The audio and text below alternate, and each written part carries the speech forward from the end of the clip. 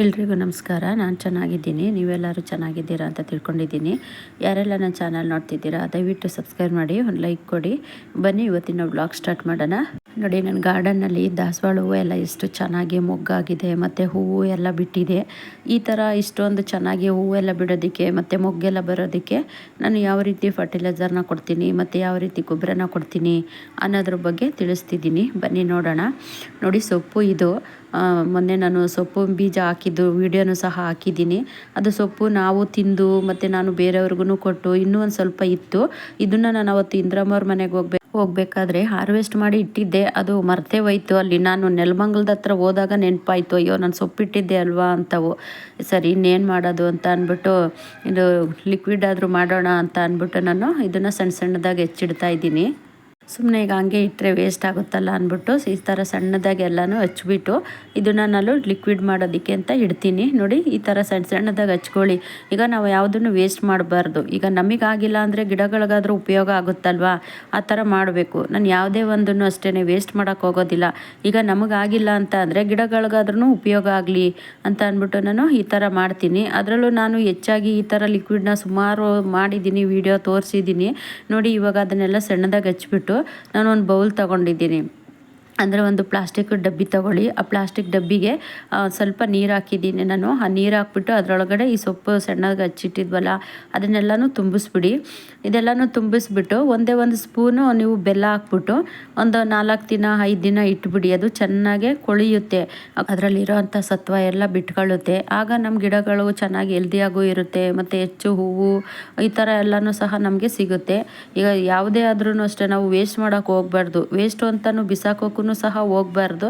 ಈ ಥರ ಮಾಡೋದ್ರಿಂದ ಗಿಡಗಳಿಗೂ ಅನುಕೂಲ ಆಗುತ್ತೆ. ನೋಡಿ, ಇವಾಗ ನಾನು ಅದನ್ನು ಸ್ವಲ್ಪ ನೀರು ಎಲ್ಲ ಹಾಕ್ಬಿಟ್ಟು ಚೆನ್ನಾಗಿ ಈ ಥರ ಅದ್ಮಿ ತುಂಬಿದ್ದೀನಿ. ಅಂದರೆ ನೀವು ಸ್ವಲ್ಪ ದೊಡ್ಡದು ಟಬ್ ತಗೊಳ್ಳಿ. ನಾನು ಅದು ಚಿಕ್ಕದು ಡಬ್ಬಿ ಇದ್ದಿದ್ದರಿಂದ ನಾನು ಆ ಚಿಕ್ಕದ್ರಲ್ಲೇ ಹಾಕಿದ್ದೀನಿ. ಈಗ ನೋಡಿ, ಇದಕ್ಕೆ ನಾನು 1 ಸ್ಪೂನು ಬೆಲ್ಲ ಹಾಕ್ತಾಯಿದ್ದೀನಿ. ಅಂದರೆ ಇದು ಬೆಲ್ಲ ಆರ್ಗಾನಿಕ್ ಬೆಲ್ಲ, ಯಾವುದೇ ರೀತಿ ಕೆಮಿಕಲ್ ಇಲ್ಲ ಈ ಬೆಲ್ಲದಲ್ಲಿ. ನೀವು ಈ ಥರ ಕಪ್ಪು ಬೆಲ್ಲ ತೊಗೊಂಡ್ರೇ ನಮಗೆ ಈ ಥರ ಲಿಕ್ವಿಡ್ ಎಲ್ಲ ತುಂಬ ಚೆನ್ನಾಗಿ ರೆಡಿ ಆಗೋದು. ಈಗ ನಾವು ಮನೆಗೆಲ್ಲ ಉಪಯೋಗಿಸೋಕ್ಕೆ ಅಂತ ಬೆಲ್ಲ ತರ್ತೀವಲ್ಲ, ಅದೆಲ್ಲ ಹಾಕೋಬೇಡಿ, ಅದೆಲ್ಲ ಏನು ಅಷ್ಟೊಂದು ಚೆನ್ನಾಗಿರೋದಿಲ್ಲ. ಈ ಥರ ಆರ್ಗಾನಿಕ್ ಆಗಿರೋಂಥ ಬೆಲ್ಲನೇ ತೊಗೊಳ್ಳಿ ನೀವು. ನೋಡಿ, ನಾನು ಇವಾಗ 5 ದಿನ ಆದಮೇಲೆ ತೋರಿಸ್ತಿದ್ದೀನಿ. ಅದು ಲಿಕ್ವಿಡ್ ಎಲ್ಲ ರೆಡಿಯಾಗಿ ಕೆಳಗಡೆ ಯಾವ ಥರ ನಿಂತಿದೆ ನೋಡಿ, ಅಲ್ಲಿ ಕಾಣಿಸ್ತಾ ಇರ್ಬೋದು ನಿಮಗೆ, ಕಲರೇ ಚೇಂಜ್ ಆಗಿದೆ ಅದು. ನೋಡಿ, ಇವಾಗ ಅದನ್ನು ನಾನು 5 ದಿನ ಆದಮೇಲೆ ಓಪನ್ ಮಾಡ್ತಾ ಇದ್ದೀನಿ. ನೋಡಿ ಎಷ್ಟು ಚೆನ್ನಾಗಿ ಅದು ಪರ್ಮೆಂಟೆಲ್ಲ ಆಗಿದೆ ಮತ್ತು ಅದು ಸ್ವಲ್ಪ ಉಬ್ಬಿ ಮೇಲೆ ಬಂದಿದೆ. ಅದು ಇನ್ನೂ ಸ್ವಲ್ಪ ಅದು ಚೆನ್ನಾಗಿ ಕೊಳಿಬೇಕಿತ್ತು. ಅಂದರೆ ನೀವು ಸ್ವಲ್ಪ ದೊಡ್ಡದು ತಗೊಳ್ಳಿ ಡಬ್ಬಿನ. ನಾನು ಅದು ಚಿಕ್ಕದು ಇರೋದ್ರಿಂದ ಅಷ್ಟಾಗಿ ಇದಾಗಿಲ್ಲ. ನೀವು ಸ್ವಲ್ಪ ದೊಡ್ಡದು ತಗೊಂಡು ಅಂದರೆ ಚೆನ್ನಾಗಾಗುತ್ತೆ. ನೋಡಿ, ಅಲ್ಲಿ ಯಾವ ಥರ ಆಗಿದೆ. ಈ ಥರ ಆದರೆ ಗಿಡಗಳಿಗೆ ತುಂಬಾ ಚೆನ್ನಾಗಿ ಒಂದು ಒಳ್ಳೆ ಲಿಕ್ವಿಡ್ ಅಂತಲೇ ಹೇಳ್ಬೋದು. ನಾನು ಹೆಚ್ಚಾಗಿ ಇದೇ ಥರನೇ ಮಾಡೋದು. ಹೊರಗಡೆಯಿಂದ ನಾನು ಯಾವುದೇ ಒಂದು ಲಿಕ್ವಿಡ್ ಆಗಲಿ ಕೆಮಿಕಲ್ ಗೊಬ್ಬರ ಆಗಲಿ ತಂದೊಂದು ಹಾಕೋದಿಲ್ಲ ನಾನು. ನೋಡಿ, ಇವಾಗ ಅದನ್ನು ಫಿಲ್ಟ್ರ್ ಮಾಡ್ಕೊಳ್ಳೋಣ. ಒಂದು ಜರಡೆ ಇರುತ್ತಲ್ಲ ಅದನ್ನೆಲ್ಲ ಸೋಸ್ಕೊಂಬಿಟ್ಟು ಆ ಲಿಕ್ವಿಡ್ ಮಾತ್ರ ಸಿಗುತ್ತೆ ನಮಗೆ. ಇನ್ನು ಈ ಸೊಪ್ಪೆಲ್ಲ ಇರುತ್ತಲ್ಲ ಅದು ಸ್ವಲ್ಪ ಕಡ್ಡಿ ಇರುತ್ತೆ ನೋಡಿ, ಅದನ್ನು ಅಷ್ಟೇನು ಕೊಳ್ತಿರೋದಿಲ್ಲ. ಅಂದರೆ ಸ್ವಲ್ಪ ಕೈನಲ್ಲಿ ಈ ಥರ ಹಿಚ್ಕಿ ಚೆನ್ನಾಗಿ ಕೊಳ್ತಿರುತ್ತಲ್ಲ, ಅದನ್ನು ಈ ಥರ ಕೈಯಲ್ಲಿ ಹಿಚ್ಕಿದಾಗ ಅದರಲ್ಲಿರೋಂಥ ರಸ ಎಲ್ಲ ಬಿಟ್ಕೊಳುತ್ತೆ. ಇದನ್ನು ನೀವು ಕಾಂಪೋಸ್ಟಿಗೆ ಬೇಕಾದ್ರೂ ಹಾಕೋಬೋದು. ಇದನ್ನು ಇಲ್ಲ ಅಂತ ಅಂದರೆ ನೀವು ಯಾವುದಾದ್ರೂ ಒಂದು ಪಾಟಲ್ಲಿ ಮಣ್ಣು ತೆಗೆದ್ಬಿಟ್ಟು ಆ ಮಣ್ಣಲ್ಲಿ ಹಾಕ್ಬಿಟ್ಟು ಸಹ ಪಾಟಲ್ಲಿ ಹಾಕ್ಬಿಟ್ಟು ಮುಚ್ಬೋದು. ನೀವು ಈ ಥರ ಮಾಡ್ಕೋಬೋದು. ನೋಡಿ, ನಾನು ಇವಾಗ ಅದ್ರ ಮೇಲೆ ಇನ್ನೂ ಒಂದು ಸ್ವಲ್ಪ ನೀರನ್ನ ಹಾಕ್ಬಿಟ್ಟು ಅದನ್ನು ಚೆನ್ನಾಗಿ ಕಿವುಚ್ತಾ ಇದ್ದೀನಿ.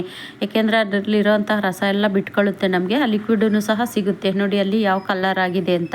ತುಂಬ ಚೆನ್ನಾಗಿ ಗಿಡಗಳಿಗೆ ಇದು ಒಂಥರ ಪವರ್ಫುಲ್ ಲಿಕ್ವಿಡ್ ಅಂತಲೇ ಹೇಳ್ಬೋದು. ಯಾಕೆಂದರೆ ಈಗ ನಾವು ಯಾವುದೇ ರೀತಿ ಕೆಮಿಕಲ್ನ ಬಳಸ್ದಲೇ ನಾವು ಆರ್ಗಾನಿಕ್ಕಾಗಿ ಮಾಡ್ಕೊತಾ ಇದ್ದೀವಿ. ನೋಡಿ, ಅದು ಕಲರ್ ನೋಡಿ ಎಷ್ಟು ಚೆನ್ನಾಗಿ ಬಂದಿದೆ ಅಂತ.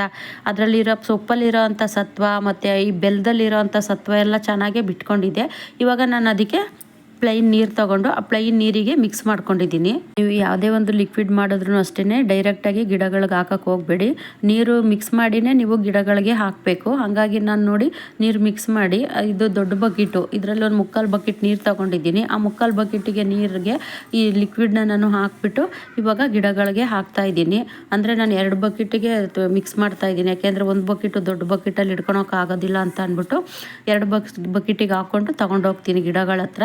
ನೋಡಿ, ಇವಾಗ ನಾನು ಎಲ್ಲ ಗಿಡಗಳಿಗೂ ಹಾಕ್ತಾ ಇದ್ದೀನಿ. ದಾಸವಾಳ ಗಿಡ, ಮಲ್ಲಿಗೆ ಗಿಡ, ತರಕಾರಿ ಗಿಡ, ಪ್ರತಿಯೊಂದು ಗಿಡಗಳಿಗೂ ಹಾಕೋಬಹುದು ನೀವು ಈ ಥರ ಲಿಕ್ವಿಡ್ನ ಮಾಡ್ಕೊಂಡು. ಒಂದೇ ಗಿಡಕ್ಕೆ ಅಂತ ಏನೂ ಇಲ್ಲ. ಈ ಥರ ನಾವು ಲಿಕ್ವಿಡ್ನ ಮಾಡಿ ಕೊಡೋದ್ರಿಂದ ಗಿಡಗಳಿಗೆ ಒಂಥರ ಶಕ್ತಿ ಬಂದಂಗೆ ಆಗುತ್ತೆ. ಆಗ ನಮಗೆ ಹೆಚ್ಚಾಗಿ ಹೂವು, ಹಣ್ಣು, ತರಕಾರಿ ಈ ಥರ ಎಲ್ಲ ಸಿಗುತ್ತೆ. ನೀವು ನೋಡಿರ್ಬೋದು ನನ್ನ ಗಾರ್ಡನಲ್ಲಿ ಹೆಚ್ಚಾಗಿ ಹೂವೆಲ್ಲ ಎಷ್ಟು ಚೆನ್ನಾಗಿ ಬಿಟ್ಟಿದ್ದಾವೆ, ಮತ್ತು ತರಕಾರಿಗಳು ಅಷ್ಟೇ ತುಂಬ ಚೆನ್ನಾಗಿ ಬಿಟ್ಟಿದ್ದಾವೆ. ಹಂಗಾಗಿ ನಾನು ಈ ಥರ ಲಿಕ್ವಿಡ್ನ ಹೆಚ್ಚಾಗಿ ಬಳಸೋದ್ರಿಂದ ತುಂಬ ಚೆನ್ನಾಗಿ ಬಿಡುತ್ತೆ. ನಾನು ಹೊರಗಡೆಯಿಂದ ಯಾವುದೇ ರೀತಿ ಕೆಮಿಕಲ್ ಗೊಬ್ಬರ, ಫರ್ಟಿಲೈಸರು ಯಾವುದು ತಂದು ಹಾಕೋದಿಲ್ಲ. ಮನೆಯಲ್ಲೇ ನಾನು ಇರೋವಂಥದ್ದನ್ನೇ ಉಪಯೋಗಿಸ್ಕೊಂಡು ನಾನು ಆರ್ಗಾನಿಕ್ಕಾಗಿ ನಾನು ಗಿಡಗಳಿಗೆ ಹಾಕೋ ಅಂಥದ್ದು. ಏಕೆಂದರೆ ಹೊರಗಡೆಯಿಂದ ನಾವು ಸುಮ್ಮನೆ ದುಡ್ಡು ವೇಸ್ಟು ತೊಗೊಂಬಂತು ಅಂದರೆ ಹೆಚ್ಚಾಗಿ ನಾವು ಗಾರ್ಡನ್ಗೆ ದುಡ್ಡು ಖರ್ಚು ಮಾಡ್ದಲ್ಲೇ ಗಾರ್ಡನ್ನ ಮೇಂಟೈನ್ ಮಾಡಬೇಕು ಅನ್ನೋದೇ ನನ್ನ ಆಸೆ. ಹಂಗಾಗಿ ನಾನು ಯಾವ ರೀತಿ ಲಿಕ್ವಿಡ್ನ ಮಾಡ್ತೀನಿ ಮತ್ತು ಗೊಬ್ಬರಗಳನ್ನ ಮಾಡ್ತೀನಿ ಅನ್ನೋದ್ರ ಬಗ್ಗೆ ತೋರಿಸ್ತಿದ್ದೀನಿ ಅಷ್ಟೇ. ಈ ವಿಡಿಯೋ ಇಷ್ಟ ಆದರೆ ಒಂದು ಲೈಕ್ ಮಾಡಿ, ಹಾಗೆ ಸಬ್ಸ್ಕ್ರೈಬ್ ಮಾಡ್ಕೊಳ್ಳಿ. ಮುಂದಿನ ವಿಡಿಯೋದಲ್ಲಿ ಸಿಗ್ತೀನಿ. ಎಲ್ರಿಗೂ ಟೇಕ್ ಕೇರ್, ಬಾಯ್.